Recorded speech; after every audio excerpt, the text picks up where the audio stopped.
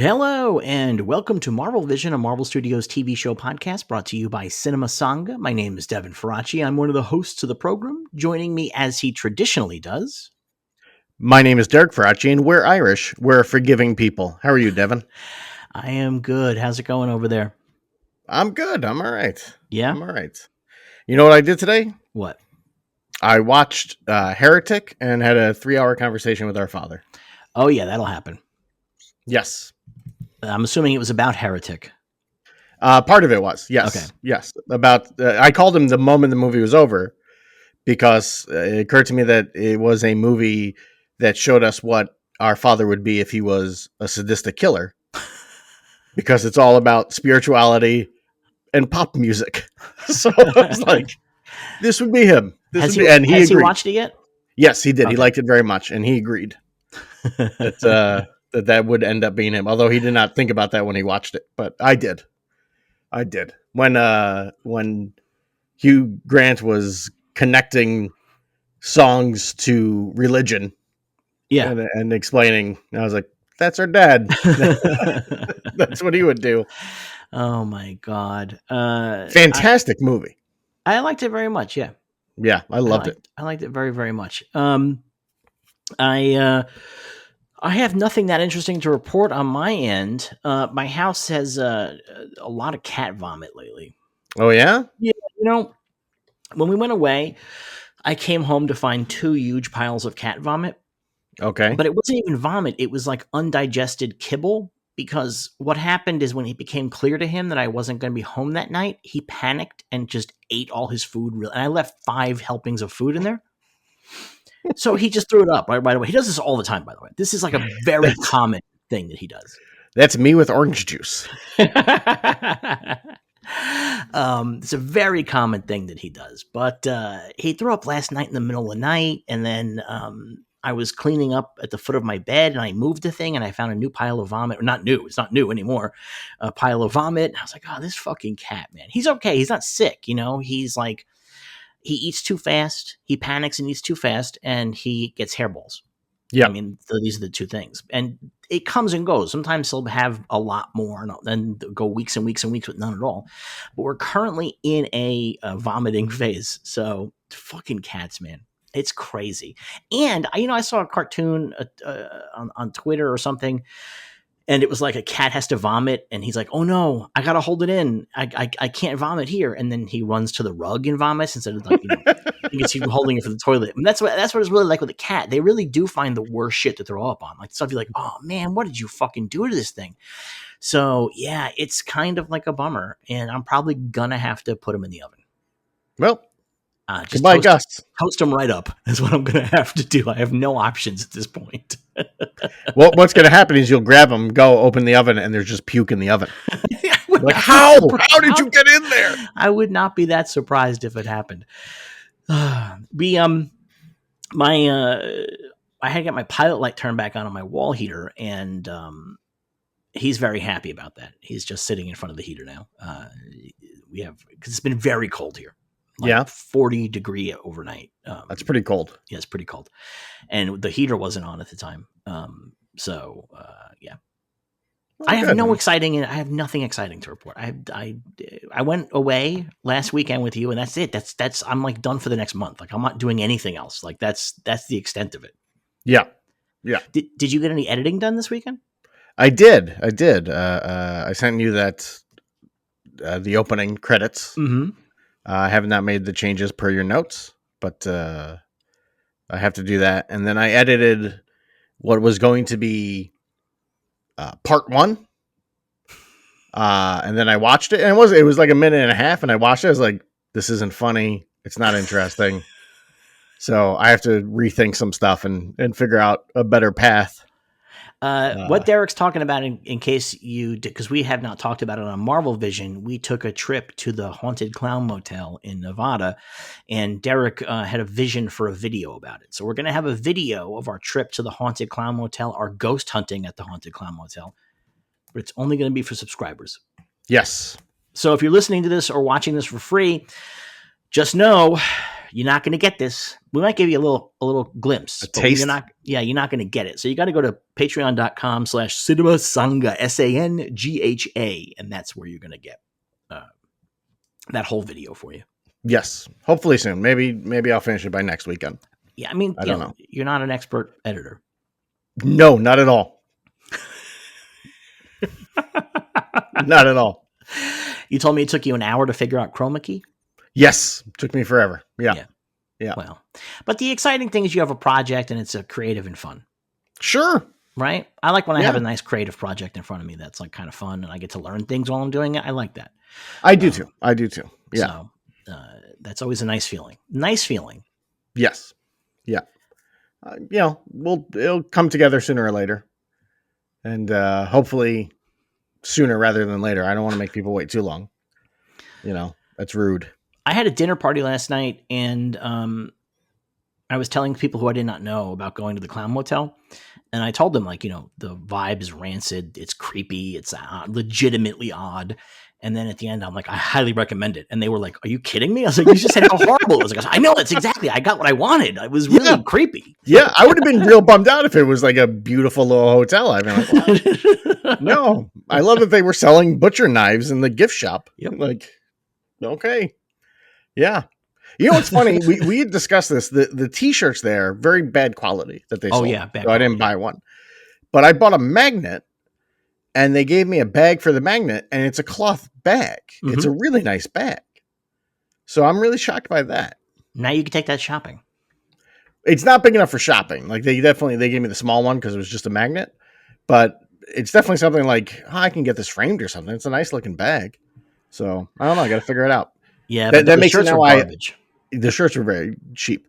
I now have 2 haunted bags, as I consider it. Because I have one from the haunted Tesco in Ireland, which is supposedly the most haunted supermarket in the world. Okay. And I went there and bought a bag, and now I have this Clown Motel bag. Boy, you just gather them up. Yes. That's all I'm going to buy from now on is haunted bags. Haunted bags, perfect. I'm going to go on eBay, find haunted bags. Perfect. Do we have any news this week? We do. There are... Wait, that's not the one I want to start with. Oh, no. Here we go. The first 2 episodes of Daredevil, Born Again, apparently had 7.5 million viewers, which is the most viewers for anything on Disney Plus so far this year. But it is under the numbers for Agatha All Along and The Acolyte. So mixed bag on that, I suppose. Wow. Lower than The Acolyte, which was the show they decided they could not keep. Yes. Lower than Agatha All Along, which cost far less, I would imagine. Yeah. That, not great. Not a great start. What happened to all these Netflix Daredevil fans, man? Who knows? Who can say? Not great. But they got a second season coming no matter what, so. Yes, they're filming that right now. Yeah. So that's coming no matter what we say. So not a huge turnaround on that. There are rumors that a major star is in Superman, but they have not announced who it is. Playing Jor-El. Rumors include names as big as Tom Cruise, which I feel like we've been here before with superhero movies and Tom Cruise making cameos. And Chris Pratt, which does not seem like a major name. But I suppose he is. Big, yeah. I heard it's Keith David. That'd be pretty cool. I'd be psyched if Keith David was Jor-El. That would be awesome. Just talking shit to Superman the whole time. Yeah. Just exasperated by him in every scene. Yeah. It's Vietnam, baby! I would love it. That's my favorite line of his from the season of Community he's on, where they're talking about something stupid about like a diorama that wasn't made properly or whatever. He's like, this is wild. It's Vietnam, baby. Vietnam. I love it. Oh. I mean, probably Tom Cruise, right? I heard Leonardo DiCaprio, and I think I just can't accept Leonardo DiCaprio as Superman's dad. I think that just cannot. That cannot happen. No, I will not accept that. I doubt Tom Cruise. It's a good Tom Cruise role because he has to show up for one day. Shows up for one day. Maybe he pushes like, hey, Brando did this, right? Yeah. You push it that way? I don't know. I don't know. What if he did it? What if he did it the way that Brando wanted to do it? He's what was it? A suitcase or a mop? A suitcase. What was it? It's a piece of luggage. Yes. Yeah. He's not from Earth. He could be a suitcase. That man was dedicated to not working. I gotta respect that, man. Nothing but respect for pay me $5 million to not work. Yeah, that's the dream. Yeah, it's pretty good, man. That is the dream. Yeah, we'll see. I mean, I don't know what other big names would pop out. We don't have a lot of big names anymore. I mean, we have a fair amount, I think, but like, who could be Jor-El? That's the thing. You need to have somebody with some authority. He needs to be older. Yeah, I don't really. I mean, I guess Robert Downey Jr., but yeah, maybe I'm just stuck in superhero shit at the moment. But I don't know. Kevin Costner. That would be funny if he played both of Superman's dads. I think that would be a first. My two dads, starring Kevin Costner and Kevin Costner. I'd watch that. What else we got? There are rumors that David Zaslav is looking to replace Mike DeLuca and Pam Abdi with Peter Safran to run Warner Brothers. Could be. Warner Brothers insiders were quoted as saying, no, that's not happening. But who knows? I mean, they would always say that. They've had a couple of rough releases in last year. So, yes. And then with Mickey 17 tanking, it only adds to the pain. Yes. So, yeah. Also, at home, why didn't you go see Mickey 17? God damn it, it's coming to VOD already. Yeah. Yeah. It's crazy. Really good movie. It's really good. I remember when it got pushed back, people were talking like, oh, they're pushing it back because they want to make an Oscar run. Well, they did push it back to November originally. Yes. And then they pushed it again to February. Yeah. But after seeing the movie, I don't think they pushed it back for an Oscar run. Because I think it's one of those movies that's too weird for general audiences. Yeah. But not the right kind of weird for the Oscars. Yeah. And I also think there was a story that Bong had a final cut and that it was testing really poorly, and that Warner Brothers, sometimes they'll do this. They'll make their own cut and they'll test that to try to convince the director, and their cut tested way better than his cut. And I actually do believe that, because I really like this movie a lot. I think it's great, but also I fundamentally understand why a lot of people are like baffled by it and can't roll with it. Like tonally, they just can't get there. I get it, like 100%. Like it is very much its own thing. And so I could imagine there might be a cut of this that's more friendly to audiences. Not that it's like avant-garde or something like that. It's just like really just doing its own thing. Like it just does not care what your deal is. It's just going to be silly and weird the whole time.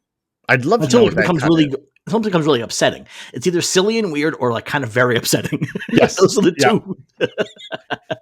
I'd like to see this Warner Brothers cut though, to see like what they did to improve the audience score. So I'm not going to spoil things, but in the climax, I found the climax to be like a little bit slack.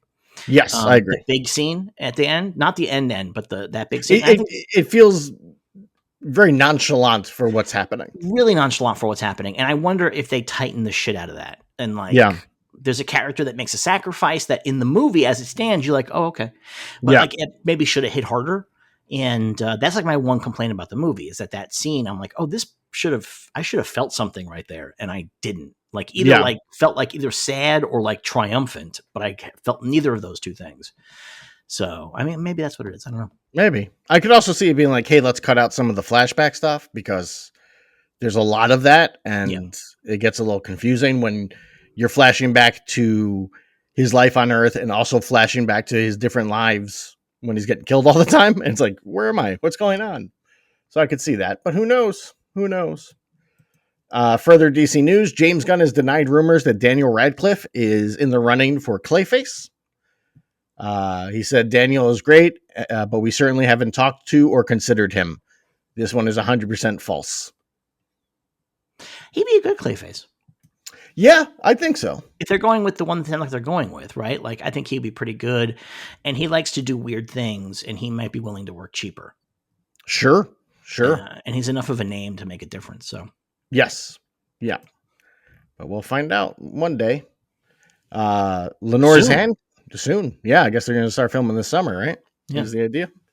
Lenore Zan, who plays Rogue in X-Men 97, was at Indiana Comic Convention this weekend and revealed that this week she starts recording season 3. Nice. So they're moving on those pretty quick, I guess. Bo relatively. DeMaio was back on social media shit talking X-Men 97 season 2. Oh, yeah? Yeah. Oh, boy. I mean, that's a guy. I don't understand why that's a guy that can't just shut up. Like, it's just not. It's not seemly. Yeah. At the end of the day, it's just not seemly. Like, just don't. Yeah, just don't do it. Yeah. It's not going to help his career any. No, it's not. That's the kind of thing that really definitely, like, he has a lot going against him now, but that really hurts because people are like, oh, I definitely don't want to work with this guy if he's going to complain about me on social media and try to smear the show and shit like that. Yeah, you don't want that. Yeah. Do you think he'll do like a John Byrne, like how John Byrne did like 30 issues of X-Men that he just put on his website? Because he's like, this is what I wanted the story to go. And he'll do that. He'll just animate his own episodes. Well, it's so funny because John Byrne's a really good example. Nobody respects that about him. Like, nobody respects that. Like, that he's like always so mad about that stuff. And he's always critiquing the stuff that came after him on his different titles. And it's like, nobody likes that. Like, that sucks, dude. Like, just let it go. Like, you did your thing. You're highly regarded. You could have held on to that if you were a little bit less racist and were not insistent on shit talking the books that you used to be on. Yeah. Especially the books that, like, when he shit talked some of the X-Men stuff that he did with Claremont, where Claremont wrote stuff that was different than what he wanted. But they're beloved stories. Yeah. Like, take the win, man. Take the win. People think these are incredible all-time stories. Like, accept it. Like, I don't know what to tell you. Yeah. I would agree. Nicole Ari Parker has joined Lanterns as Jon Stewart's mom. So we got that going for us. Is that canonical? Does he have a mom in the comics? I believe she just died in the comics recently. Oh, no. Yeah, I think so. I'm not 100% sure, but I believe she just passed away in the comics recently. This is following the format that we've seen in superhero movies lately, where the character's mom or aunt is extremely old and unattractive. And in the movie, they're like, somebody young and hot. So you got that going for it. Well, how old do you think Aunt May was in the original comics in the 60s? She looks like she's in her 80s, but like, there's no way that she was. Like, there's no way that she was. I mean, I guess not. Yeah, I mean, in reality, she probably would have been like late 30s, early 40s, right? She might have been 50s topping it out. Yeah. And they drew her like Granny from the Beverly Hillbillies. And so, I think it's nice to get a little bit of course correction on poor Aunt May, who has Although at the same time, like, for all we know, Aunt May and was it her sister or her brother that Peter is? It's Ben's brother, right? Yeah. So maybe Ben and Ben's brother, there's like a 15-year gap between them. And then on top of that, Ben was in high school and May was his teacher, and it was one of those troubling age gap relationships. Well, I mean, Ben was not young. May December. Yeah, I mean, Ben was not very young. No, Ben was old looking as hell. Yeah. Jason Ritter has also joined Lanterns. Good, I like Jason Ritter. So he'll be showing up as Billy Macon. Who's that? He's a good-looking charmer who does his father's bidding, capitalizing on his family's reputation. He clings to his small-town ego and has everything to lose. So is there a Macon character that we can... Not that I could find. Okay. No. And then finally, Sadie Sink has joined the next Spider-Man movie, which has set the internet ablaze on who she might be playing, with ranging from Mary Jane Watson to Jean Grey to everyone in between. I will say, so like in terms of like casting, she's a really good Mary Jane. Like visually, like I didn't know who she was, and I looked up pictures of her. I said, okay, I can see that. That's reasonable. Yeah. She's also a good Black Cat, maybe. Just because she's redhead doesn't mean they won't put a wig on her. Yeah. But Jeff Snyder says that she's the real Mary Jane Watson. Which seems weird to introduce another MJ into Peter's life when we have especially not just another MJ, but MJ in the previous 3 Spider-Man movies. Her last name is Watson. Was it Watson? Yes. Well, then that can't be her then. Because I just rewatched No Way Home this weekend. Okay. And she says she meets Doctor Strange, and he calls her Somebody calls her MJ, and she's like, actually, I prefer to go by, I forgot what her full name is, blah, blah, Watson. And All right. yeah, That would be pretty weird. It doesn't make any sense it'd then. be funny if what it is Peter finally, he's like, I'm going to tell her that we did a spell, and that's why she doesn't know me, knocks on the door, and Sadie Sink answers, and he's like, fuck that. Like, I'm into this girl now. Well, we don't know what the plot is. This could be another multiverse thing. It could be. This Hope could not. be multiverse MJ. Yeah. Which I actually, you know what? If the story is semi street level, like if multiverse MJ ends up in this universe, I kind of like that because it's always like the superhero who's traveling between universes. I kind of like the idea that like the superhero's girlfriend gets to travel between universes for once. Sure. I don't know. I have no idea. I mean, I think she'd be a fine Black Cat. I don't think it makes sense to introduce Jean Grey in this movie. No. But who knows? I honestly don't know because I'm not sure if this is going to be set between Doomsday and Secret Wars. Yeah. But I think it's coming out between them, right? That's the story? Yes.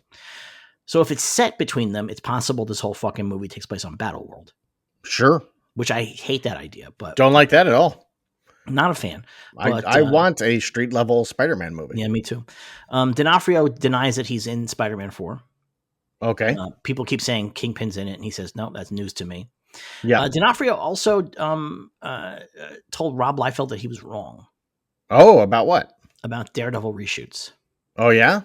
Yeah, he said that because Liefeld said that the original version was a comedy and that the stunt guy, the action guy, directed all these new episodes. And D'Onofrio was like, no, that's not true. Like, he came back to do stunts. Are you okay over there? Yeah, I'm just fixing my chair. He came back to do stunts, but that's not true. And he said it wasn't a comedy. And I think that when you watch this week's episode, which is largely an episode that takes most of its pieces from the pre-reshoot, it's clearly not a comedy. Like, you know what I mean? Like, it's clearly not I mean, it's not like super like gritty, but it's not a comedy. There's not like a lot of joke shit. No. The closest you get to joke shit is like the judge calls Matt Murdock a piece of shit, I think. Right? Yes. Yeah. Yeah. It's funny because watching this latest episode, all I could think while I was watching was like, wow, the rumors were that they reshot the first 3 episodes because there wasn't enough action. That is clearly not the case. Oh yeah, because there's no action in this episode. There's almost no action across these 3 episodes. Yeah. You know, there's the opening in the first episode, and then there's the ending of the second episode, and now this episode has none. And we're talking 3 hours with maybe 15 minutes of action across it. Yeah. They were not afraid to be like, no action. Don't worry about it.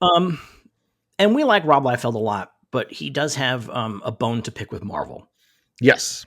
And I wonder how much of his reporting is predicated on hearing things that are negative that he wants to believe because he's mad at Marvel. Possibly a bit. Yeah. Yeah. So. Although I listen to his podcast, and there are things now that he's upset with Marvel he's been saying where it's like, he's not wrong on some of these thought processes that he has. No, I know, but I mean, in terms of like actual like scoop shit. Yeah, yes, that's the thing. So if somebody tells him, I heard that it was a comedy, he's like, okay, I buy that because I'm mad at Marvel now. Sure. And, yeah. Kevin Feige sucks. But at the same time, when they first announced the show, one of the things they said was it's going to be lighter than the Netflix show. But it already is. Yes, but I can see people being like lighter. And then he's on She-Hulk, and it's very comedic on She-Hulk. I get it. They're doing that. But the way that he presents it is that he knows somebody who told him that this is how it went, as opposed to him making an educated guess based on the stuff. But this show is lighter than the Netflix show. Yes. It's not light, but it's not like heavy-handed, dark, constant brooding. Like it's not, which the Netflix show just drowned itself in. Well, I think the answer to that is much like us. Once Foggy was dead, Matt was like, I don't have to deal with that anymore. It's a huge relief. He felt a lot better about things. And there you go. It is funny watching this episode, and I know we're going to talk about it. Maybe I should save that for this, or save this for that. But when Matt's in court and he's like, he did not have his magic amulet with him, all I could think of was the showrunner saying, this show is more grounded than Penguin. It's like, Penguin did not have magic amulets. I know that much. No, Penguin does not mess around with that. There's something that you miss. I think it's interesting, which is that Joe Russo, him and his brother Anthony had a movie come out on Netflix that everybody hates. Have you watched it? No. I'm gonna watch it. I'll watch it sooner or later. Oh no, I won't watch it. I just canceled Netflix, so no, Oh, I won't okay. be watching it. I will watch it because the reviews are so vicious Yeah, that I have got to take a look. sure. There's almost no way that it can be as bad as people are saying. Yeah, You know, like that just it just seems crazy. So he said that Secret Wars is going to be taking its cues from the 2010s Hickman Secret Wars, but also the 1980s one. He says, I grew up on the original one. That's something that got me into Marvel comic books. So that's cool. I like that. I mean, I don't know what that means, I but hope it means we get a scene where Hulk holds up a mountain, because that's one mean, of my favorite scenes in all of comics. I feel like that's got to happen, Right? right? That just seems like a thing that has to happen. That is like one of the greatest moments. That is one of those moments that whenever I've reread Secret Wars, I flash back to being a kid reading that and being like, he's holding up a mountain. Yeah. Like, oh, it's amazing. Yeah. Yeah. Yeah, I mean, it would be nice if that was kind of the vibe. So I guess we'll see. He also said that the concept art leak was fake. Yes, I saw that. Yeah. I'm not sure if I believe it, but because the artist, it was on this artist's homepage, and this artist does concept art for Marvel. So I mean, I don't know what to tell you. Like, maybe that was not real. Maybe that was like just like blue sky concept art. Yeah. You know, they just said, "Hey, go draw whatever you want and come back and show it to us." I can definitely see that being like early on. They're like, hey, play around with characters. Let's see what things would look like. Right. But who knows? Who knows? Who knows? He also said that these two Avengers movies are a beginning. Yes. And not trying to be like Infinity War and Endgame. Right. Which I don't know if that's how true that is. I mean, definitely it's got to be a beginning, because there's nothing to end. They haven't done anything. Right, exactly. And also because they're probably going to create some kind of new Earth at the end of it where they have X-Men and Fantastic Four there. That's going to be the new beginning. It's going to be the new Marvel Universe. Yeah. Is my guess. Also, Scarlett Johansson got interviewed by InStyle magazine, and they asked her about coming back as Black Widow. And she said, Natasha is dead. She's dead, okay? Yes. It's such a great response. She's definitely coming back. But like... Yeah, it's not even a question in my mind that she's coming back. But she's not coming back as Natasha. No, she probably is. But no, like no, Natasha but from another Earth. But I can see it being the same as Rob Downey Jr. is coming back as Dr. Doom. Like, that's the way around that. That's possible, yeah. Yeah. But I like that she's dead. Okay, like, I think it's very, very funny. That makes me very tickled. Yes. So, and that I think is everything I got. Bokeem Woodbine says Shocker's coming back in Spider-Man 4. No, that's not what he says. Did he not say that? No. What did he say? He said somebody asked him if he'll be coming back as Shocker, and he said, I don't think that was the last time we'll see him. Oh. So, I've got a feeling No Way Home won't be the last time we see him. So it's like, all right, actor willing to work is what that is. I got a feeling is an interesting way to put it, though. You think so? Yeah, that's like a real, like, I'm skirting the rules about not talking. But I don't know. Maybe not. I don't know. He's going to end up doing a voice in Friendly Neighborhood Spider-Man Season 2. He'll be in What If Season 6. There you go. All right. Do we have... There was also, by the way, a report, almost definitely too stupid to bring up, but I'm going to bring it up. A rumor that in these two new Avengers movies, they're going to include characters from the animated shows as animated characters. So like Who Framed Roger Rabbit style stuff. Unlikely, but since Doctor Strange did go to an animated universe in Multiverse of Madness, not impossible. I agree, but I think for like a 2-second gag, that's fine. I don't think the end of the movie is going to be, Spider-Man swinging next to Birdie or whatever her name is in animated form from What If, right? Well, I do have to say that if Electric State is as bad as everybody says it is, count nothing out. Sure. Count nothing out. So they're going to team up with Burger King and McDonald's. Ronald McDonald will be there. It's crazy how much money they spent, the Russos, of Netflix for movies that nobody likes or watches. It's So incredible. I guess It's this like $1 new one billion was at this point. Like, the new one was 350 million or yeah, something like that. yeah. How does that happen? I don't know. Like, I don't understand how that's possible. Do you know who should be in Secret Wars? Who? Combo Man.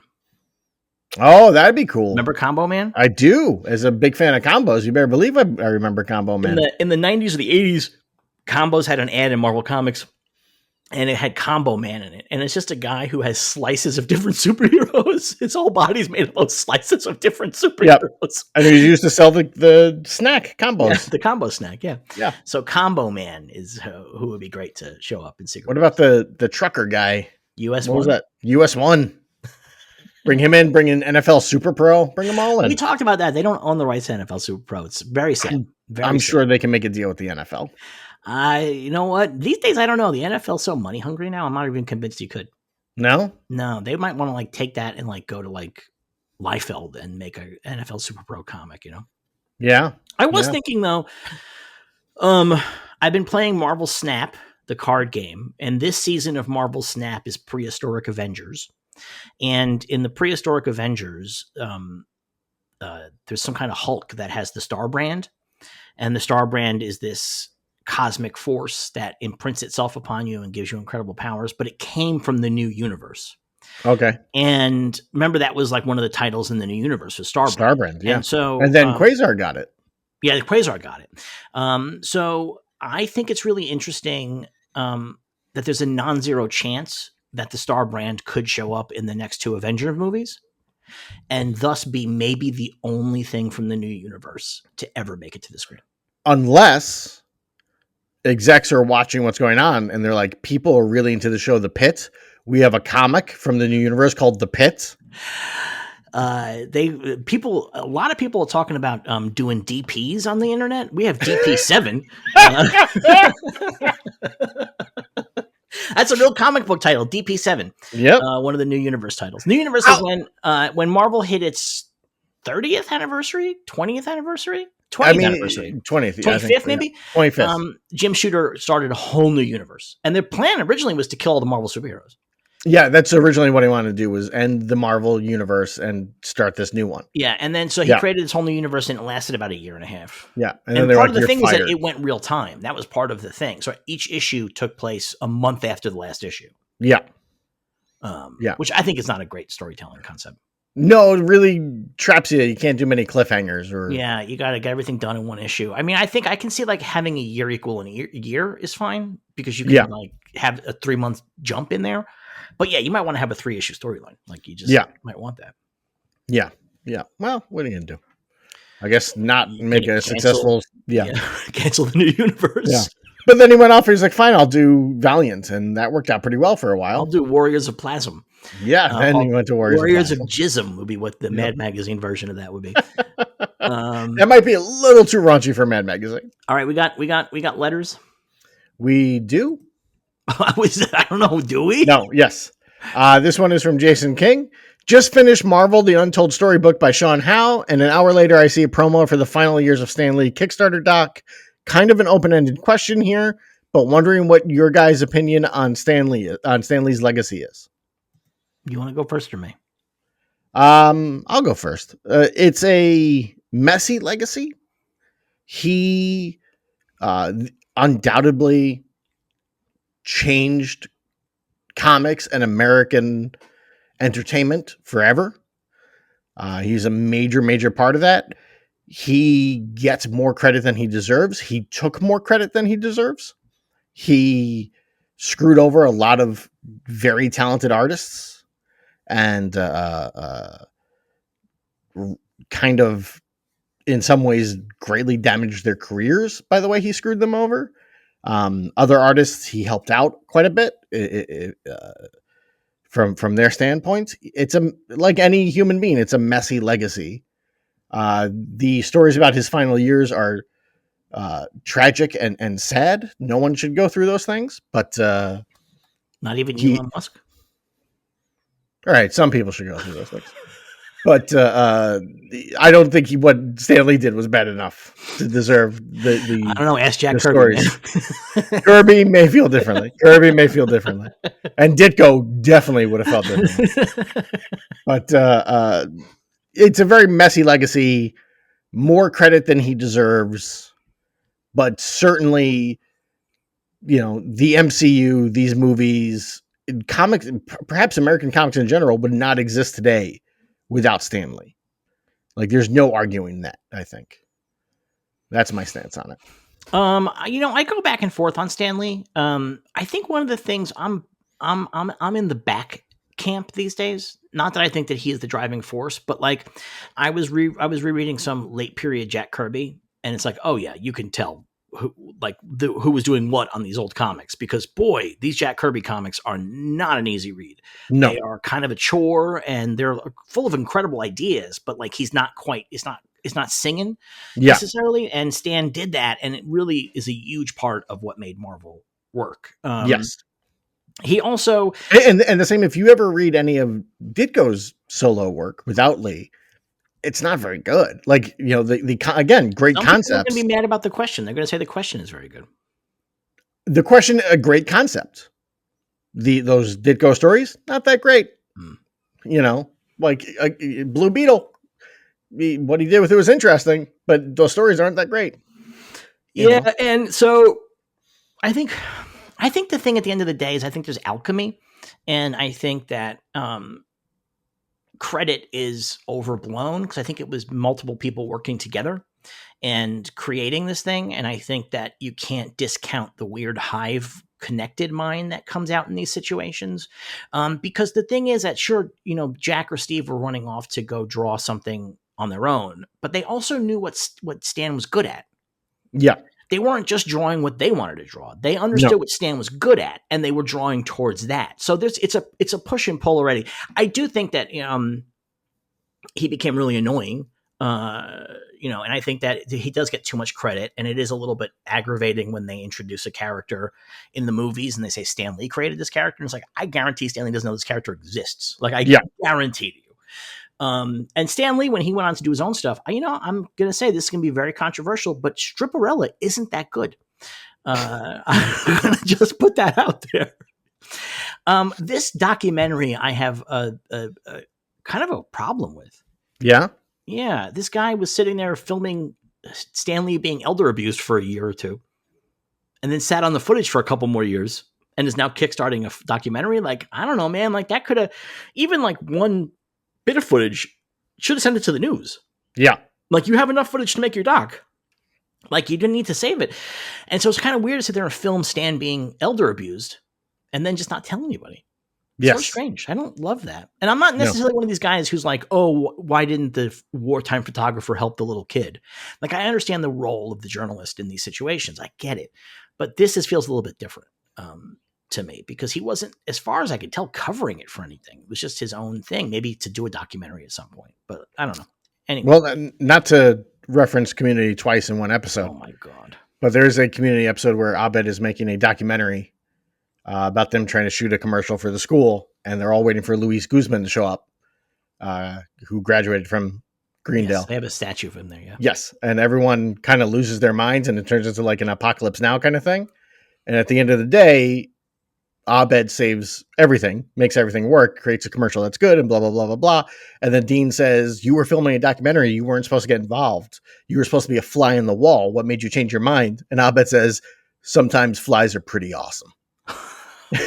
That's maybe when you see elder abuse, it's time to be the awesome fly. And I think that might send be out the warning. Yeah, that's the thing. Yeah. All right, what's the next one? Good question. We'll save that. This is from Mike Backoven. I'm looking to get into comic book reading online. What apps have you tried? What ones do you like? And what apps have the best selection for your money, in your opinion? The DC and Marvel apps, I don't know that they can be beat. Unless you don't like DC and Marvel comics. Unless you don't like DC and Marvel comics, but Marvel with DC, you also get like a bunch of Vertigo stuff if you do the unlimited tier or whatever it's called. It's DC Universe Ultimate, I think, whatever it's called. I can't remember. Okay. But they just introduced a monthly plan for the DC one. I don't know how much that is, but like a yearly plan is like $120. I think Marvel is $9, $10 a month, something I like mean, I that. pay like $80 a year, like Yeah. in one chunk. Yeah, I think it's like, It's not that bad. no, neither one is all that expensive, especially every now and then I'll be like, oh, why am I paying this for? I don't read enough. And then I'll be like, oh, I just read 5 comics today. Yeah, that's the thing. So I don't always Yeah. read it all the time, but then when I do read it, I'll all of a sudden go through like 12 issues. And it's like, Yeah. okay, these are all at my fingertips and they were easy to read and they're all available.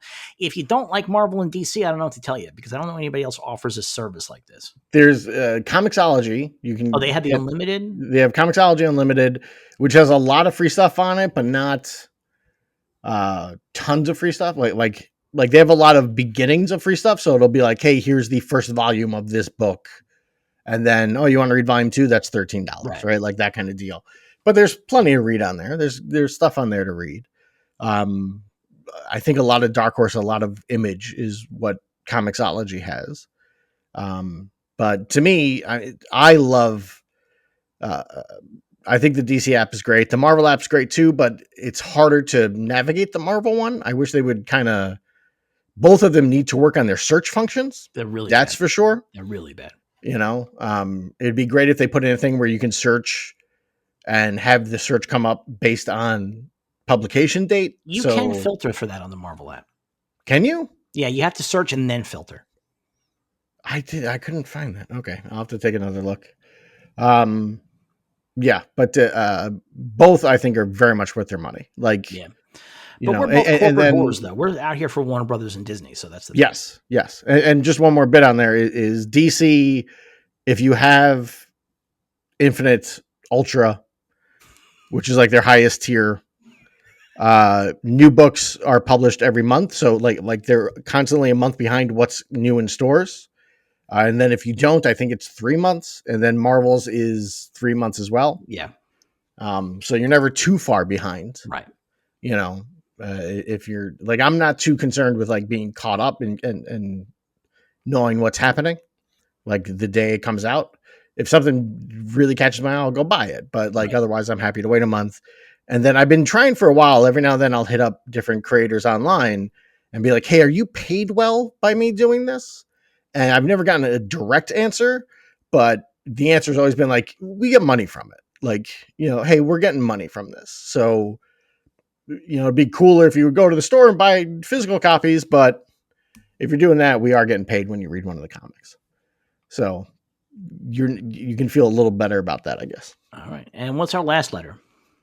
Our last letter is from Charles Villanueva, who says, Derek, tell us more about your Trent Reznor, Robin Williams E3 story. This was, I'm going to say 2003.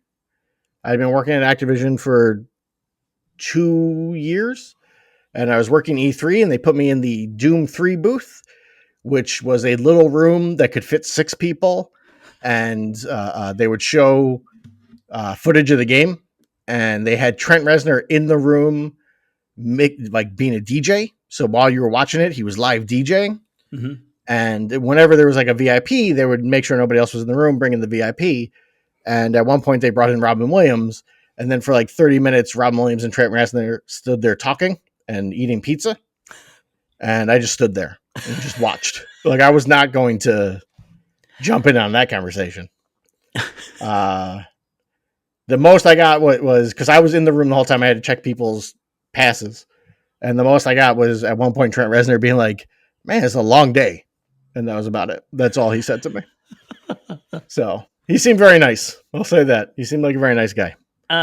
So Bobcat Goldthwait was best friends with Robin Williams, and he told me this story about being over Robin's house, and Robin Williams would play Call of Duty, and he would just swear at the kids he played against. And he would amazing. Can you imagine these kids that don't even know it, that the genie from Aladdin was like, you fucking noob, you piece of shit. Like he was like aggressive, apparently. It's amazing. It's incredible. It's like one of my favorite things. So somewhere out there are people who have played against Robin Williams in Call of Duty and got fucking roasted by him. That's amazing. That's amazing. That's. I just watched the other day a clip of Bobcat Goldthwait and Robin Williams at the Oscars. Yeah. Walking the red carpet, and Robin Williams brought Bobcat as his date. And the interviewer is clearly trying to be like, oh, I'm going to make something funny out of this. And so the interviewer's like, so are you guys a couple now? And Bobcat just goes, I'm the bottom. And Robin Williams loses it. Like Bobcat instantly went like deep with it. Like, okay, if we're going to make jokes about gay men, let's make jokes. Like, let's say stuff that you can't say on TV in like the 90s. I'm guessing this was. Yeah. It was amazing. It was amazing. Great. God bless. Yeah. All right. Are you ready to talk about the third episode of Daredevil Born Again Season 1? I am. Let us do it.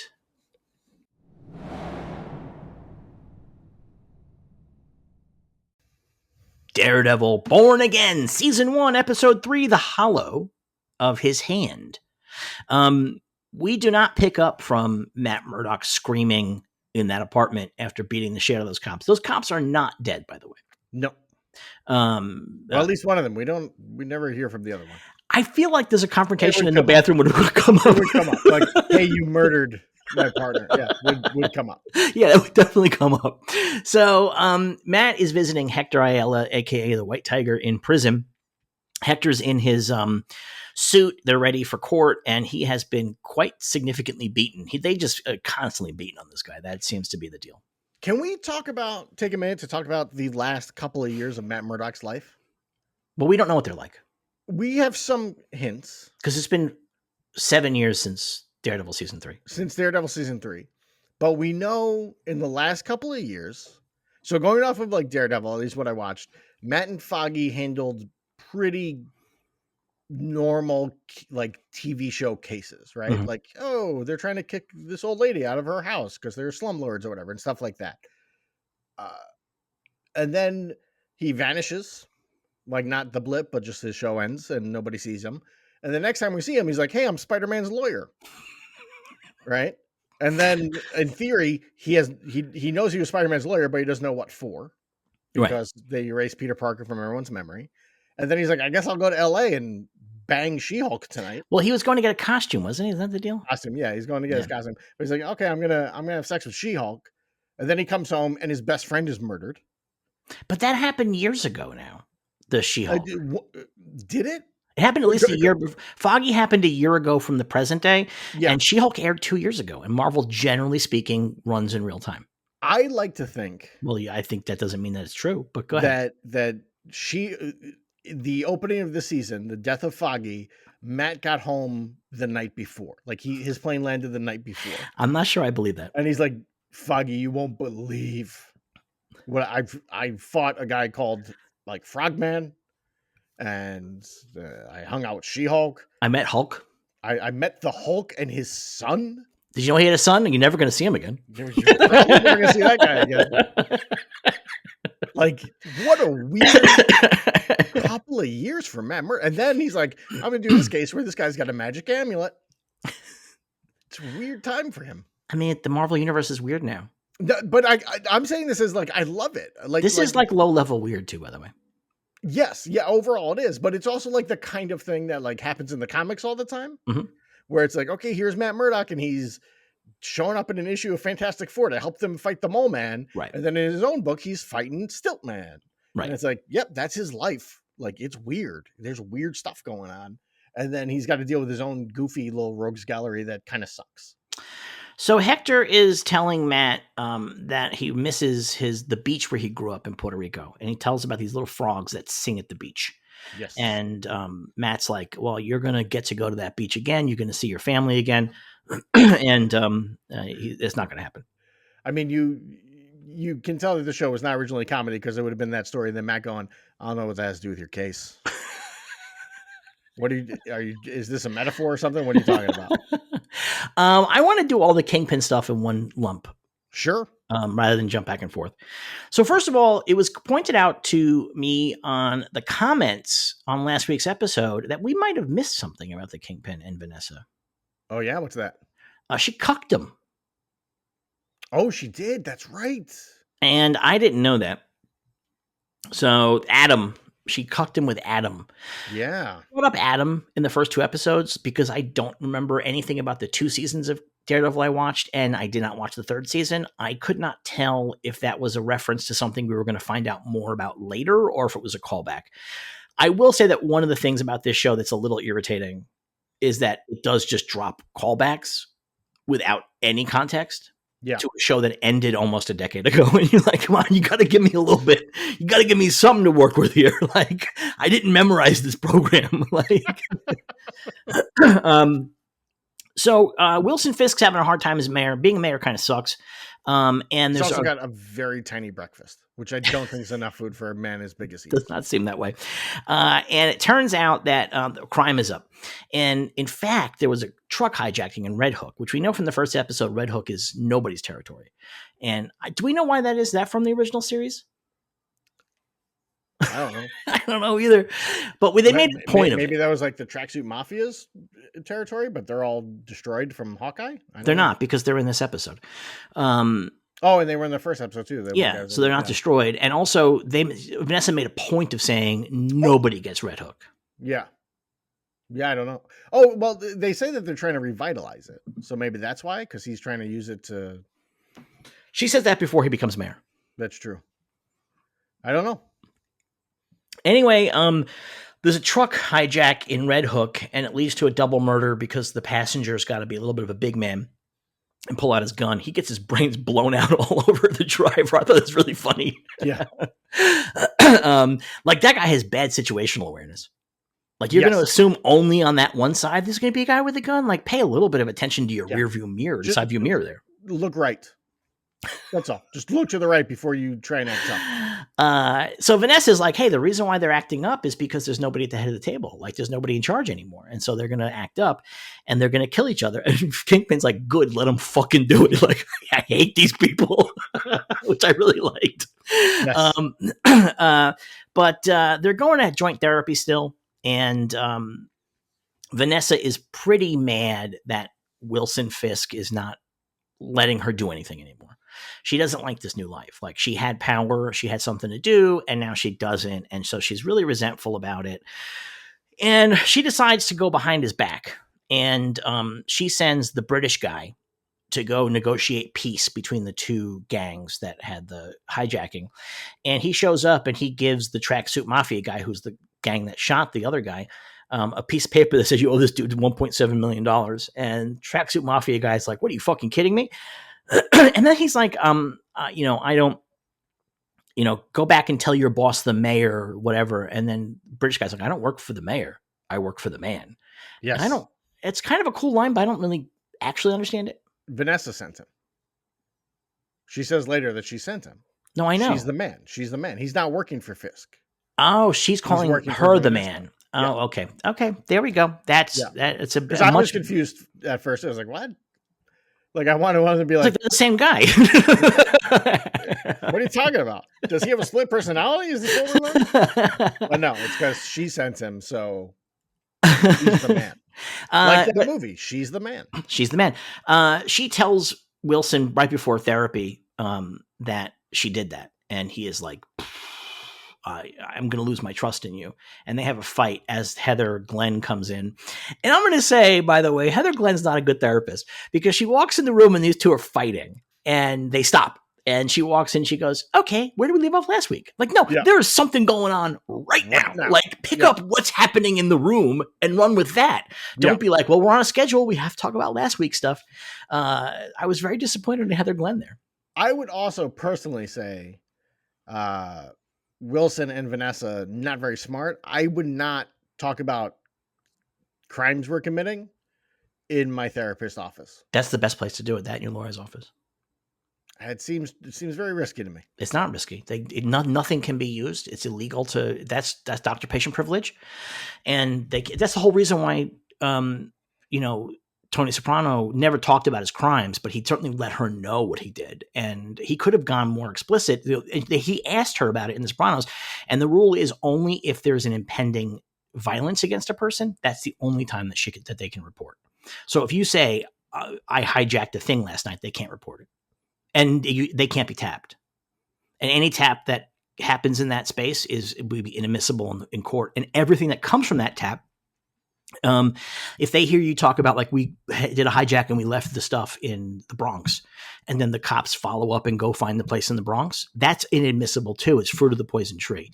And so anything that comes from bad evidence that's not admissible is in and of itself inadmissible. So you can definitely just say whatever you want. I still just feel like we should not discuss this in our therapist. I mean, again, I think it's like among the safest places to do it. And I was actually kind of wondering if they were going to end up turning this space into their criminal planning space, because they are definitely not being tapped. They're definitely not being listened to, and nothing can be used. So I was actually wondering if that's where this was going to go. Like, in fact, when they came there last week, I was like, oh, is that the plan? Is Kingpin using this as his space? And then all of a sudden he's like, I love my wife. So, but yeah, no, there's nothing that they can say that can get them in trouble, unless they say, I'm going to go kill this guy tonight. Then Heather Glenn has to report that. Okay. But otherwise, there's nothing else. So, at the court, Matt runs into Detective Powell in the toilet, and Matt does a whole big fake blind guy thing. It's not really fake, but it is fake. Like, it's like very funny when Matt's playing blind. Like, he walks right into the guy and stuff like that. Like, stuff that he's like, you know. Like the guy walks in and like says, you don't have to wear glasses indoors. He's like, I'm sorry, you're talking to me? I can't see. It's so good. And also the thing is, Matt knows exactly who that is. Like, Matt not only knows that, he knew it before he walked in the door. He heard him outside. Yeah. He heard his heartbeat and knew who that was. So they have a little bit of a confrontation. I think this confrontation's for us, which is that because in the conversation they have, Matt explains that he can't come after Matt for beating them up because who's going to believe a blind lawyer beat you up? And also, can you explain what you were doing in this guy's apartment? Yeah. And which is all stuff that we talked about last week when we were talking about that scene. But I suspect they put this here so that the audience at home is like, wait, why isn't Matt in jail for beating up cops? It's because the cops are crooked and they were doing crooked stuff. So they can't report. It. Doesn't mean they can't try to find other ways to make Matt's life horrible, but that's the one thing. So Powell takes the stand, and one of my favorite parts in this whole episode, he takes the stand and Matt's cross-examining and goes, I understand you have a black eye. It's really good bit. It's so good. Like, it's because Powell's like, I mean, really saying, hey, I beat the shit out of you, didn't I? Like, it's so fucking good. It's such a power move. Smashed your face into a refrigerator.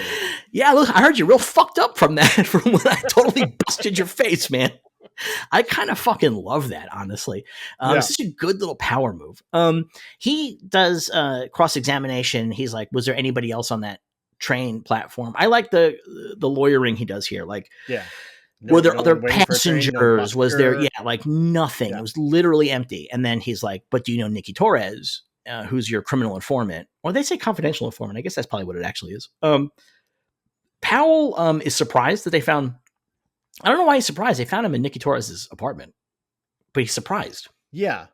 Yeah. I'm not really sure why he's shocked by that. Yeah. It seems weird. But he gets Powell to lie under oath. So that's a pretty big move. That's a pretty good moment because he knows that he's going to be pulling Torres in next. Yeah. Torres, by the way, is hiding out. Cherry has him in a safe house, and Cherry is giving him drugs so that he doesn't, so that he stays straight. I like that. There's one thing I want to go back to. What's that? Because this really bothered me. Yeah. In the scene in the bathroom, yeah, between Powell and Matt washes his hands. He does not dry them. It really annoyed me. It really did. I was like, my man, you got to dry your hands. You have to. You just washed them. I don't always dry my hands. He's walking out of a public restroom. Yeah, sometimes I go to the movies and I pee and then I wash my hands and then I don't dry them. What the fuck is wrong with you? I do a military dry and then I shake it a little bit. It's fine. What is a military dry? So like in I think the Navy, maybe when you take a shower, you don't get like a real big towel. So you have to take all the water off yourself first. Okay. So you scrape all the water off yourself. So I just go like that on my hands. And then I do a little bit of a shake and they're fine. I'm not shaking hands or anything. I mean, he's in a courthouse. He's got wet hands. He's wearing a suit. He can't have like wet on his suit. It really annoyed me. I was like, you gotta wash your hands, Uh, or you gotta so dry your hands. so Torres is in the safe house, and I like that Cherry's giving him drugs. That Yes, feels like the kind of move that's like just a good crime show move. you gotta get them straight. Kind of come straight, and it's really great because like I do wonder if a different MCU show or movie would do that. Yeah, Like, that does feel very specific to this kind of like, again, that's gritty realism. That does not mean like it's like impossible violence or whatever. It's just, yeah. the cops Well, will give you drugs if they need you to fucking testify. Like, they will yeah, do it. and there's something else they do where when they're taking Torres out of the safe house, and now he's wearing a suit, but the suit is clearly too big for him. Yeah. Like it's clearly maybe it's Cherry's suit. It's somebody else's suit. It is not Torres's suit. Oh yeah. And they're just like, well, we need you to be wearing a suit. And I like that somebody working on the show is like, the suit should be too big. I appreciate that little detail. In the courtroom, Matt overhears one of the cops say that they have to take out Torres. So he contacts Cherry. So what we have happen here is that Cherry puts Torres into a car and then drives off, and he's being tailed. I mean, this whole sequence where Cherry's being tailed, and I think he's like not being tailed by the motorcycle cop. He thinks that he is, but somebody else is tailing him, and the person who's tailing him turns out to be Powell. If he's not being tailed by that motorcycle cop, the motorcycle cop is doing a very bad job.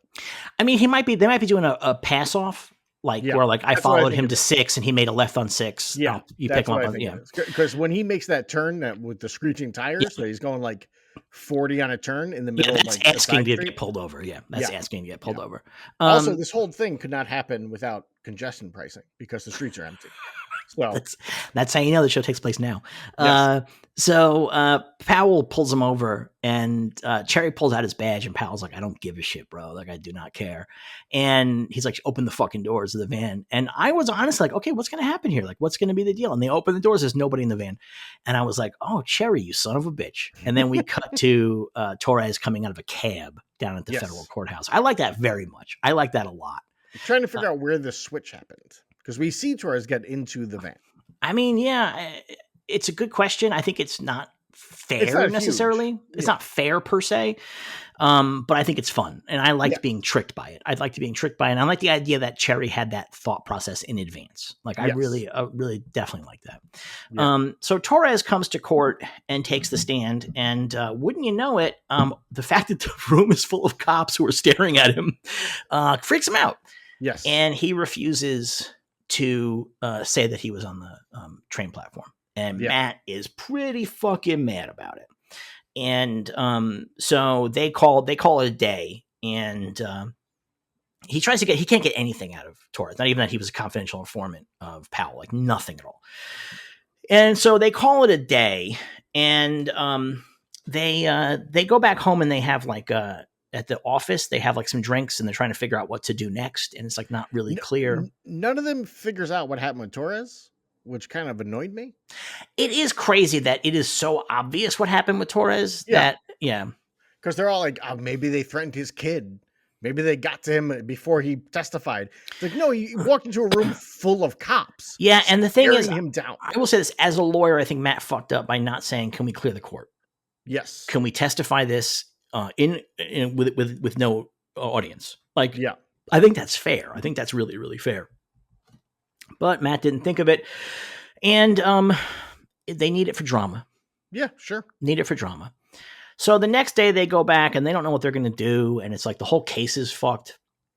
They have no idea what's going to happen. So Matt gets up in front of the court and is like, "Hey, so Hector Hayala is on the stand. He's like, hey, so you like running into danger, like that thing you do?" And he's like, "Well, I try to be helpful." And he goes, "Are you White Tiger?" and pulls the mask out of his bag, and everybody freaks out, and they have to go back to chambers, and the judge says, "You are a slippery piece of shit, Murdock." I love this. I love that so much. Yeah, and then Matt arguing against essentially himself from the previous episode. But that's lawyering, man. That's like real lawyering. You can argue whatever side you're presented with. I really like that a lot. Yeah, it's really well done, and his argument here is reasonable, and I also like the judge's logic for not calling a mistrial. Yes. It's too late. It's out. It's out. Like, it's going to affect the next trial, so it doesn't make a difference. We might as well just keep doing this. Yeah. I like that quite a bit, because I really was, as soon as that happened, I said, well, I guess Matt just got his client a mistrial. Like, that's not exciting. Like, but no, it turns out that they're going to actually keep going ahead with the trial. And then, you know what? I guess Cherry's really fucking good at his job, because he immediately gets a dozen people who White Tiger saved to come be in court and testify. I don't know how they pulled that off. That's crazy. Yeah, they got a lot of people real quick. Because you get the sense that Cherry didn't know that he was even going to do that. I know. Cherry and what's her name? The partner. McDuffie. She's mad at him. Yeah. She's really mad at him. And but she figures it out before he takes out the mask, because she's like, Matt, don't do this. But he did not talk to them about this in advance. No, he did not. But they somehow got all these people, and they all begin testifying about the different ways that White Tiger saved them. Somebody was trapped in a burning car. Somebody else was getting mugged. Somebody else was going to get raped. And like, he just jumped in and like helped out. And they find all these police reports where White Tiger jumped in and helped the cops. Yeah. And so Matt's like, why would somebody who helps the cops kill a cop? Like, what would be even the reason? And Ayala testifies that the cops never told him they were cops. Which super annoyed me in that episode when that happened. I was like, come on, the first thing they say is, we're cops, step back. But then you're like, oh no, these are just awful shithead bad cops. They wanted to beat this guy up too. Like, they were like, fuck it, I'm going to beat this guy too. Take down everybody, yeah. I will say, the prosecution lawyer, terrible at his job. Well, he did get flat-footed in a pretty big way, because he's I donate money to the church. That's the same thing as saving a baby from a burning car. I'm not even talking about his closing arguments. The first thing he should say, right, with the White Tiger on the stand, is go, "You're a White Tiger?" And he says, "Yes." He goes, "There's no evidence of that. White Tiger is a guy running around in a mask. Nobody knows who he is. You're lying. How do we know you're not lying to try and get out of this? We can bring in 100 people who White Tiger has helped. None of them could tell us what he looks like." That's a good point. That is actually a good argument. Yeah.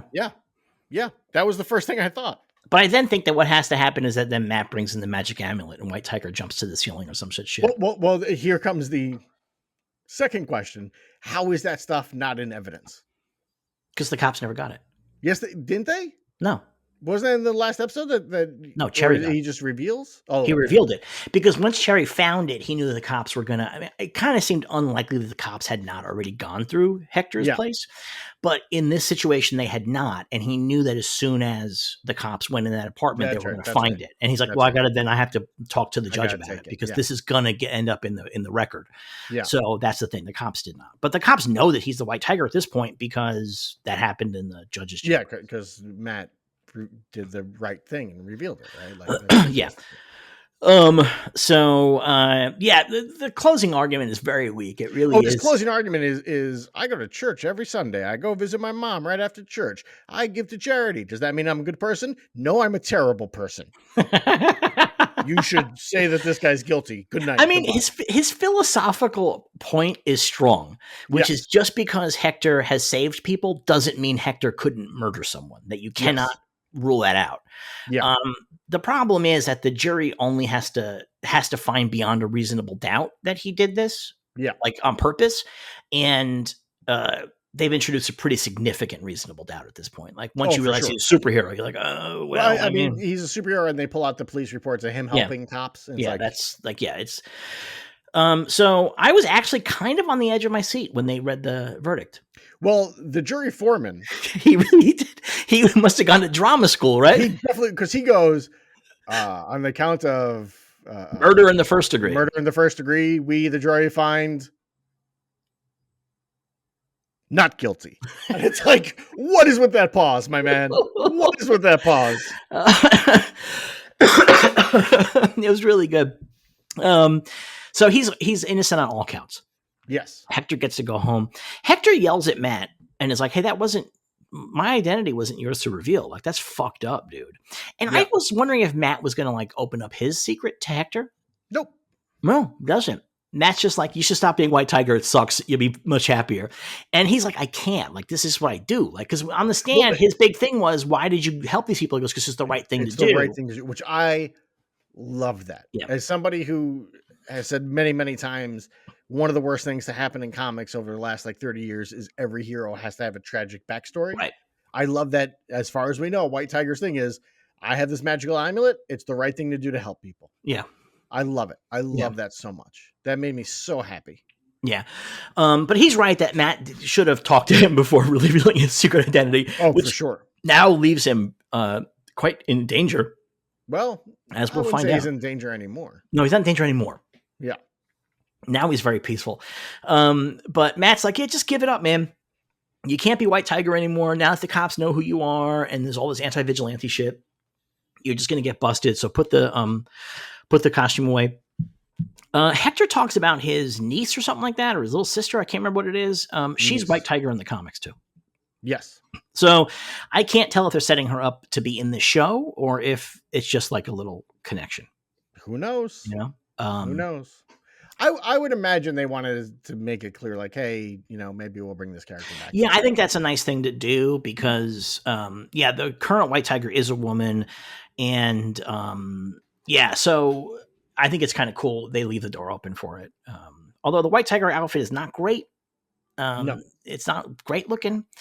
It's a little on the Power Ranger side of things, but like he only wears it like for like a minute. So it's not like the end of the world. I imagine if they bring in his sister as the new White Tiger, they'll do a different they'll costume. redesign the costume. Yeah.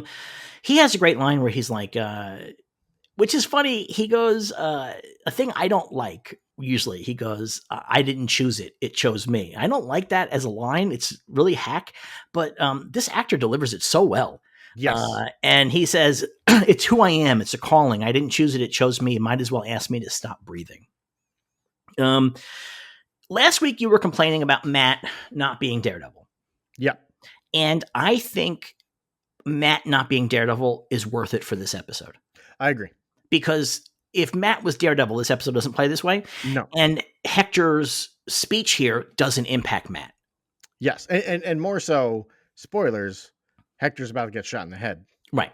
I think this is going to be the driving force to bring Matt out of retirement.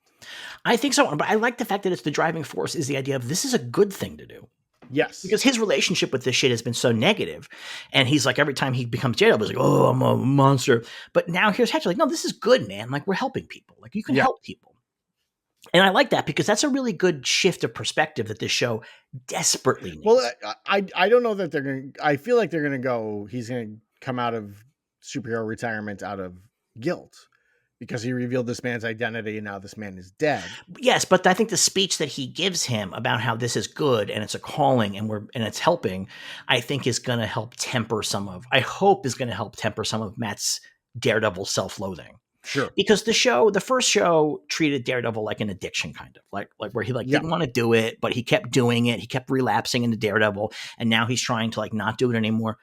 But now this guy is like telling him a different perspective on it. It's not an addiction. It's a calling. And the problem is, I mean, maybe Matt can realize this. The problem is that he's too violent. It's not that violent is inherent. It's that he's too violent, and he can still be Daredevil and not be fucking crazy violent, man. Yeah. And so that would be like a perspective that I would love to see on the show, because that would be the kind of thing that might make the Netflix fans mad, but would make me very happy, because Daredevil's thing in the comics has not always been I'm too violent, this is too bad. A lot of the time Daredevil's just happy to be Daredevil. Like, it's just like, I'm Daredevil. Yeah. I imagine the diehard Netflix fans already don't like the show, would be my guess. Like, no, they like this. They like this episode a lot. Oh, did they? Oh, yeah. Great. Yeah, I was looking around the internet. Okay. So that's very exciting. Yeah. So because I thought for sure they'd be like, there's nothing going on. So he gets out and he goes home, and then that night he cannot stop himself from putting on the White Tiger outfit. Matt should have told him who he is so that he could have given him one piece of advice, which is don't just walk down the street in your costume. Like, you're going to look real goofy. You got to go on a rooftop. That's the deal. Yeah. Like, the deal is you got to go on a rooftop. You got magic powers. You look like a guy charging $5 for a picture. Like, that's what you look like here, like a character. But he's walking down the street and he hears some screaming. And so he, starts to go investigate it. And then the Punisher comes out of the shadows and blows his brains out. Well, and that's the end of the episode. I don't think that was the Punisher. No, it's definitely not the Punisher. But for the for the while this is happening, this is the one point where it's important to talk about the cutting back and forth, because while this is happening, we have Wilson Fisk has asked BB Urich back. Yes. And his advisor's like, "What the fuck are you doing? We have real journalists on. We can get in here." But he gets it, and it's funny. That's more Trump stuff, right? Like he gets it. Like talk to this little internet person. That's going to go farther than the Times. He's got a line in the therapist office when him and Vanessa are talking that is directly out of the things you can hear on Fox News right now. Yeah, he says, because she tells him like, oh, I sent the guy to go make sure that they paid the other dude for the hit and blah, blah, blah, blah. And she's like, this will bring peace. And he says, sometimes peace needs to be broken. Chaos must reign just for a moment to build a stronger order. Yeah. And you're going to hear that if you listen to any of Trump's talking head guys right now. So he's talking to her and he's saying that this jury verdict was a travesty, that this vigilante shit, I should know I'm a victim of vigilantes. And that's cut in with Hector getting shot. And I don't know if it's meant to make us think that Wilson somehow pulled a string on this. I don't think he did. I think the cops are just doing Punisher cop stuff, right? Yeah. But I think it's kind of interesting how it is edited that way. But I mean, it's definitely supposed to be a thing that, this kind of language gives allowance to these kinds of actions. Right. Right. I think that's what they're kind of going with here. Right. And obviously this is going to be the inciting incident for him to go heavy on the anti-mask stuff. By the way, somebody on... Well, I think this will lead to it. I think what this is my theory. Because obviously that's not Punisher, because his face is in shadows. It's definitely not Punisher, yeah. Yeah. Also, Punisher wouldn't kill Hector. Punisher would not kill Hector. But now Punisher is going to come out and start attacking the cops. Yes, because it's going to be reported the Punisher did it, yeah. The Punisher did it, and we've seen the cops with the Punisher tattoos, right. And we know there's a whole a bit in the comics where a cop has like a Punisher logo bumper sticker on the cop car, and Punisher freaks out about that, right? Yeah. Gets very upset by that. He's like, I'm here because you're failing at your job. And that's not what it is. That's not what he says. I mean, I'm going too far. Your job is to be the lawful. I am outside. I'm outside the law. You shouldn't want to be me. Like that's the deal. Like I'm a bad guy. You should want to be Captain America. Right. Like he's like, I'm a bad guy. But, like you don't want to be me. That's a bad thing for you to want to be. Yeah. So we're going to get that scene in this show, and it's going to make a lot of people angry, I'm assuming. Probably. But I think he's going to essentially start an open war with the police, which is what Fisk will use to pass this anti-vigilante law, which it seems like you wouldn't need. I'm not convinced, because everybody knows he's Frank Castle and he's a well-known lunatic. So I don't think you need a special law to take out Frank Castle. No, you don't. I mean, I don't. Hector getting off here, that you need a special law. Next time he can't get off because what he was doing was illegal as the White Tiger. So he won't get off. Do you know what I mean? Yes, but I feel like there are already laws that you can't just go take the law into your own hands, right? Like technically there are, but you would make it tougher for masked vigilantes. Also, by the way, it was pointed out to us that in She-Hulk, it was said that the Sokovia Accords were removed. Okay. So Sokovia Accords no longer exist. And it is technically illegal to be a vigilante, period. But what you do is that you make it like a really hard time for people who are planned to be vigilantes. Okay. Because, it's one thing about like I'm walking down the street and somebody's getting robbed. See him involved. Yeah. It's another thing if I'm fucking in a costume running around the city looking for for trouble. And so that I think is going to be the deal. Because again, it's the idea that Hector got off. That is what Fisk is so mad about. But Hector would have gotten off anyway. No, he wouldn't have, because he would have been found guilty for being a vigilante. No, because that's not what he was arrested or on trial for. But he would have been rearrested the second he came out the courthouse. Yeah, that's the thing. He would have been arrested the second he came out the courthouse. And also, technically,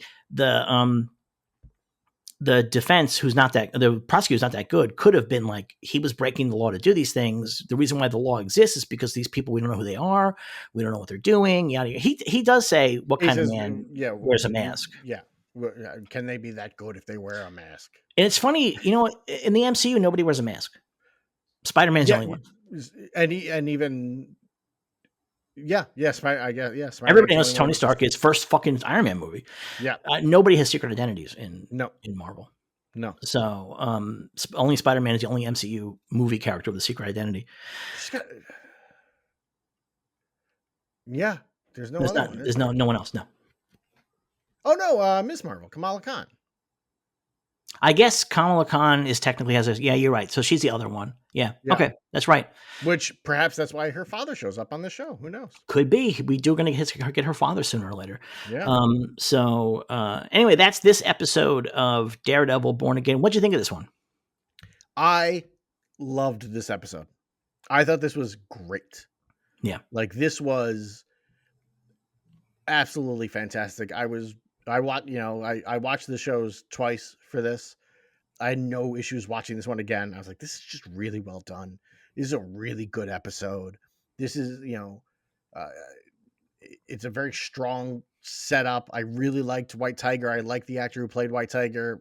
Unfortunately, he passed away in real life, and I thought this was great. Just top to bottom, beginning to end, a great episode. Nice little touches throughout it of like clear attention to detail, like you had mentioned with the getting Torres straight by giving him a little bit of drugs, not enough, but enough to make sure he's not like puking. Right. And then him having an oversized suit, things like that throughout it. Like I thought this was a great episode. Also, Matt has a nice date in this episode with Heather Glenn. He's cooking for her. And they pull out the special booze that he and Foggy would pull out when they won a case. And Yes. you know what? I don't know what's going to happen with the Foggy storyline. My assumption is that Vanessa had him killed. That's the only thing that makes any sense. Because Bullseye didn't just show up out of nowhere, right? She was definitely. I have no idea what happened in the rest of Daredevil. That maybe Bullseye knows that Matt Murdock is Daredevil and wants to get revenge. I have no idea. But he was definitely targeting. I mean, he was targeting Foggy and Karen. Yes. My guess though is that it's Vanessa was doing it because remember, Matt's whole deal is that Kingpin knows he's Matt Murdock. Yeah. And Matt says, "I will not fuck with your wife as long as you keep my secret." Yeah. And so maybe for her, the premise is I'm going to just get rid of this whole fucking problem. Like, I'm just going to get rid of it. Like, so anyway, I don't know if he's going to come back. In the comics, Foggy does fake his own death. Yes. So that could be the case here, which I would not be happy about. And supposedly he's back in season two. Yeah. My theory right now is flashbacks. I mean, I hope so. Yeah. I hope so. But he could have faked. I mean, I don't really know how he fakes out Matt Murdock's hearing. What if season 2 turns into a multiverse story? It'd be incredible. And he's like a cyborg Foggy. Comes back with like looking like Cable. But there's a nice little bit of healing here where they break out the liquor and she's like, your friend, he never talked about him. I'm glad you're sharing him with me right now. And she has the episode title. She says, I hope that God is holding him and Hector and everyone else in the hollow of his hand. Yeah. And I thought it was really, really nice. I also like that Matt puts his little hand in the pot to see if the food is hot when he's cooking. I was thinking, like, how does a blind guy know? Like, a lot of recipes are like, wait, do it until browned. How does a blind guy know that? Some of the smell probably is like different. But I really enjoyed that. I like this episode a lot. It was a great episode. This is, I think, what Daredevil should have been from episode 1 on the Netflix show. Yeah. And I am hoping we get some superhero action. No, we're going to definitely. He's going to suit up in an episode or two. But again, because of the way that this story went, I don't mind that we haven't. I didn't mind anyway, but I especially don't mind because I think that him not being Daredevil was in service of a good story. And then I hope that when he becomes Daredevil, it's not going to be this endless self-flagellating version of Daredevil. That it's going to be a Daredevil that's trying to uphold a higher standard, that he's influenced by White Tiger. Like that would be really nice because it's just exhausting having a superhero who doesn't want to be a superhero. And every time he gets on a superhero costume, it's a bad thing. It's just not fun after a while. Oh, it's exhausting. Yeah. So, but I really liked it. And also I think episodes like this give Charlie Cox a really nice chance to show off a lot of different things. Yes. He's not just doing like brooding or angry. And even the angry that he gets in this is different than Daredevil angry. He's like lawyer angry, but he also gets to be cocky. He gets to be charming. Like it's really a nice opportunity for him in the trial to show off all his different sides. He's got a real rough thing, I think.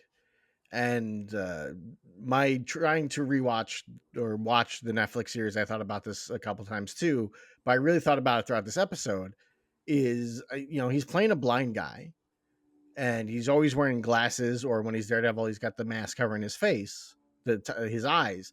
He can't do any eye acting, which Yeah. is so important, right, to actors, and understandably so. And it's like him, and I started thinking about like James Marsden playing Cyclops, Mhm. and just half his faces, you're just never going to see it. Good luck. Like, you got to get it all across with your mouth, Yeah. and that's got to be tough. He's really good at it. There's a great story he tells about going into audition for the role of Han Solo in Solo, the Star Wars story, and he didn't get it. And he realized the reason why he didn't get it is because he was so deep in Daredevil that in his audition, he never made eye contact with anyone, that it had just Okay. become totally second nature to him to just stare off into space. Wow. And so Wow. he lost the job because he just kept staring off into space like a blind guy. Wow. I will say, I don't know if he would have worked as Han Solo. I don't know either, but that's a great story, though. I That is love an that. amazing story. Everybody's like, why the fuck is he playing Han Solo blind? What's going Yeah. I often think about the story he told in an interview about going to see No Way Home and being excited for when he showed up that the theater full of people would applaud, and it was just silent when he showed up. He was like, oh, that kind of hurts. Yeah. I actually believe for sure that Daredevil and Kingpin will not be significantly in Spider-Man 4 because they will be filming Daredevil when they're filming Spider-Man 4. They're filming season 2 right now. They just started like a week They ago, just and started, they so they'll will be probably shooting still be through the filming. whole summer probably. Yeah. And Unless so they like put the show on hiatus to do like Spider-Man filming. the thing they can do is they can get them on set and do a couple of scenes here in New York because they're shooting Yeah. Spider-Man in London. They could do a couple of either cutaway scenes or they could do awful scenes like they did in No Way Home, where Flash Thompson is standing on a green screen where he's supposed to be in a street and it looks like Yeah. shit Yeah. because the actor wasn't available. Like they had him for like six hours and they had to just get the shot. But they might do that and like just composite them in with a scene with Spider-Man or something like that. I mean, like the there's last no season way. of Arrested Development. That's what they did, right? I know For it's last awful. season, It right? did not work. No. But so I don't know, and that means also he won't be in Doomsday. Oh, I guess They're shooting that currently. Yeah. Wait, are they? They're shooting that right shooting now? that like in the summer, I think. Again, they're shooting Spider-Man and Doomsday like around the same time, and they're shooting Daredevil. We'll be shooting through the whole summer probably. So all these things are gonna. Because I can't imagine Doomsday's not gonna have Spider-Man in it. Like I don't think. Well, they're shooting it in London, so that'll be much easier for him. Okay, so he'll go back and forth. Well, they'll schedule his days on Doomsday. He may not be a major player in Doomsday. It's just the deal. No, I imagine he'd only be in it for a little bit, but yeah. Although who knows? I don't know. No idea. But yeah, so I do think that Daredevil and Kingpin will not have a significant role in Spider-Man 4. Again, they might cameo because they will be shooting. And they'll have the costumes and stuff. Like, so why not? You know what I mean? Like, yeah. You can cut to Kingpin reading the newspaper and being angry about something that Spider-Man did. I mean, you can do the old school like comic book stuff that Marvel used to do all the time, where like when there was some kind of like, oh, the Fantastic Four are fighting a giant monster in the middle of Manhattan, and it would cut to just like a random shot of Kingpin from his office looking out the window and be like, "This will be trouble for the city," and it's like that's it. Like, I love stuff like that. Like, I don't know. You know what's funny? Also, I can't remember if it was you or somebody else that pointed out that like Kingpin has now been the main villain of like 4 Marvel shows. Kingpin has done as much crossover stuff, I think, as Iron Man at this point. Like he's been everywhere. Yeah, it's pretty impressive. Yeah. One thing that happened in this episode that I got mad at first was they said we could get this somebody from the Examiner or something like that. Yes, I was like, "Where's Daily Bugle?" Well, the Daily Bugle is a fucking web show. Yes, that's the thing. Spider-Man made that canonically an Alex Jones show, so there is no Daily Bugle, the newspaper. So that's the reason why. Yeah, I get. It's not 100% clear in No Way Home that there's no Daily Bugle paper. Like there's definitely a Daily Bugle that JJJ is doing like the show, and it's funny because I never noticed it before. But in No Way Home, when we first see him recording his show, he's sitting in like a 1-bedroom apartment that's filled with like junk all around him, and he's got the cameras himself and whatnot. And then the next time we see him, he's in a studio and he's got a helicopter and a van, like clearly revealing Spider-Man's identity turned him into big time, and I really like that. But I don't think there's a newspaper though. I think he's just Alex Jones. I think that like Alex Jones made a lot of money. I think he just made a lot of money. So that's my take. That's why there was nobody saying we can get the Daily Bugle in here, because the Daily Bugle is a fucking conspiracy show on the internet. And you know, although maybe he would want to bring in J. Jonah Jameson conceptually for the same reason he brings in B.B. Urich, is that he wants to get the man on the street thing happening here.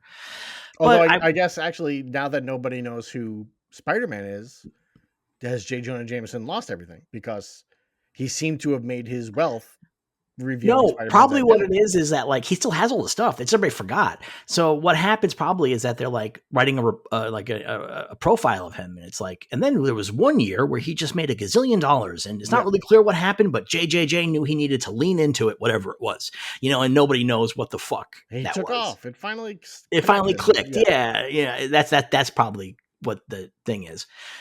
Anyway, we'll be back again next week with the next episode of Daredevil Born Again. I'm real excited about it because, like I said, the first two, I was real hopeful and I was taking it slow and accepting what they were giving me, and I really paid off this week.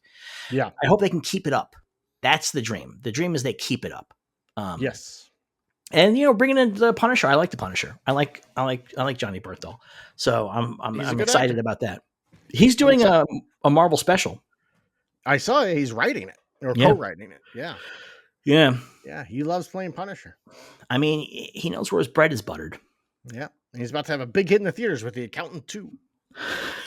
I think that movie's going to do pretty well. The trailer, you know, it's so funny. We saw the trailer together, and I was like, I can't believe that Ben Affleck could not get a franchise off the ground as Batman, but he can get one off the ground as an autistic assassin accountant. Like, that's crazy to me. Yeah, that's crazy. I guess they're leaning heavier into him being autistic in the second one.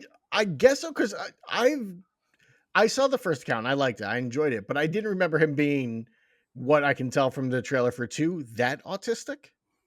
He's definitely gone into Big Bang Theory territory. Yeah.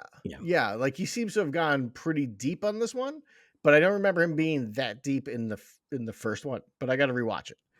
You know, I mean, he's obviously autistic in the first one. I don't remember anybody saying it. I can't recall that being like. It was just like he's like a kind of a weird stickler guy. No, it's definitely part of the first one that he's autistic. But they say autistic? I believe so. Again, I've not the things I definitively I have not remember, seen that movie in like a million years. Yeah, the things I definitively remember from that movie are when somebody's like if he needs to, he can disappear. He doesn't have bank accounts. He keeps his money in other ways. And then they show that he owns a copy of Action Comics #1. And it's like, I was like, fucking, this dude gets it. Right? Like, that's what I remember about the movie. Yeah. I'll watch Accountant 2. I mean, I'm happy to watch it. But he is Affleck's performance. So that I didn't remember that Barenthal's in the first one, apparently. I didn't either. Maybe he's not. He must be, though. But in this trailer, Affleck seems to be hitting dangerous levels of Judge Wapner. Like, it's like he's kind of getting there, and you're like, ooh, Ben, maybe dial it back a little bit, because it seems like you're going pretty hard here. Plausibly offensive. It might be offensive. I'm not really sure. Yeah. But I'll see it. I'll see it. Good, I remember enjoying the first one. I got to watch it again. But I liked the first one a lot. I was very surprised by how much I liked it, because it's just a stupid premise. Yeah, it's like so stupid. Like, this is dumb as shit, but it was fun. But I mean, that is, it's, I suppose in many ways that might be like my favorite mystery format, is the person on the spectrum who solves crimes, because you got Monk, Psych. I love the Equalizer movies. Like, he's on the spectrum in the Equalizer movies. Oh yeah, he's got like OCD and stuff. Yeah. Oh wow. Yeah, and like he times everything. He's constantly keeping track of like that may not be the spectrum. That's just OCD.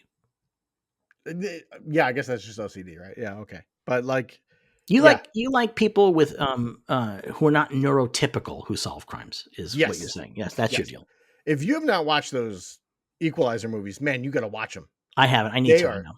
Oh, they are so good. The third one has one of the most violent openings of a movie I've ever seen. And it's just Denzel Washington murdering as many Italians as he can find. I mean, I gotta watch that then. Yes. That's feel good cinema. Yes. We shall see you guys again next week. Until then, may you be happy, may you be healthy, may you be safe, may you be well, but most of all, may you remain a true believer.